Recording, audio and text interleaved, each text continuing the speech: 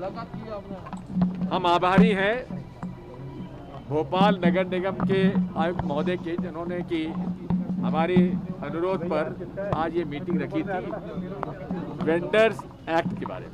Street vendors act ये सड़क पर गुमटी लगाने वालों के हित में और ठेला लगाने वालों के हित में यूपीए सरकार ने 2012 में लोकसभा से अपना ये कानून पास करा दिया था, जिसके का नियमों का नोटिफिकेशन 2017 में हुआ, लेकिन उसका सही तरीके से पालन नहीं हो पाया है।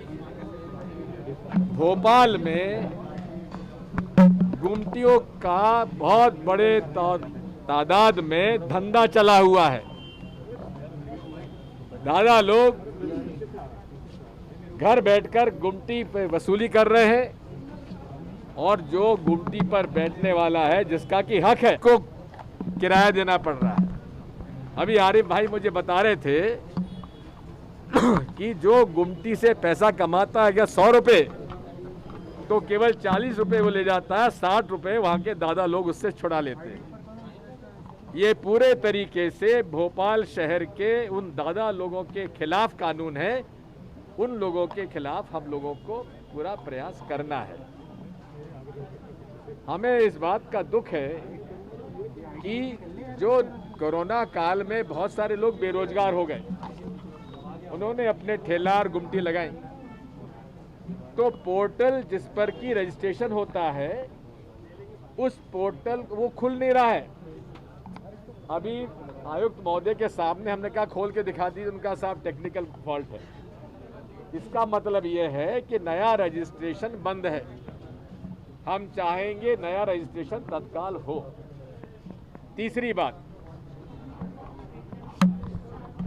इसमें केंद्र सरकार ने मैं इस समिति का, स्टैंडिंग कमेटी का सदस्य हूं, और अभी 24 तारीख को हम लोगों की इसी स्ट्रीट वेंडर्स एक्ट के बारे में चर्चा है।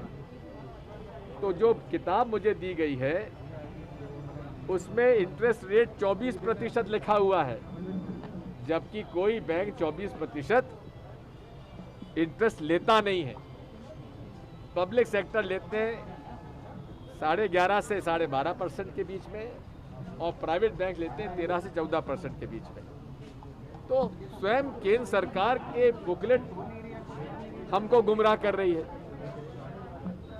इसी तरह से जहां हॉकर्स कॉर्नर बनने हैं, जहां हॉकर्स कॉर्नर बन रहे हैं, अभी मैं डी मार्ट के पास गया था देखने के लिए, वहां आवेदन है 150 और जगह वहां पर उससे कम है। तो बंटन कौन करेगा? बंटन बाय लॉटरी होना चाहिए। किसी भी व्यक्ति को यह अधिकार नहीं है कि वो अपने मन मर्जी के साथ कर ले। इसमें हमें आपत्ति है। मैं वहां गया था, उसमें कई लोग ऐसे गुमटी लगा के बैठ गए जिनके पास लाइसेंस नहीं है। इन सब बातों पर हमने आज चर्चा की है और अनुरोध किया है कि हम 3 महीने बाद फिर आके रिव्यू करेंगे। साथ साथ हमें ये भी बताया गया, दोनों माननीय विधायक अपनी अपनी कॉन्स्टिट्यूंसी के बारे में जो कुछ कहना चाहते कहें। एक ऐसा है कि राज्य सरकार ने विधायकों को नगर निगम के उनके इलाकों में खर्च करने के लिए जो राशि तय की थी, उसमें कांग्रेस के विधायकों की राशि काट कर भाजपा के विधायक को दे दी गई। इसकी घोर आपत्ति हम लोगों को है। राहुल गांधी जी ने सर इसके साथ ही बीजेपी के नेताओं का भी ये कहना है कि श्वेत पत्र जब जारी किया तो सिख दंगों के ऊपर भी श्वेत पत्र जारी करना चाहिए। सिख दंगों पे भी राहुल गांधी को जो है श्वेत पत्र जारी करना चाहिए।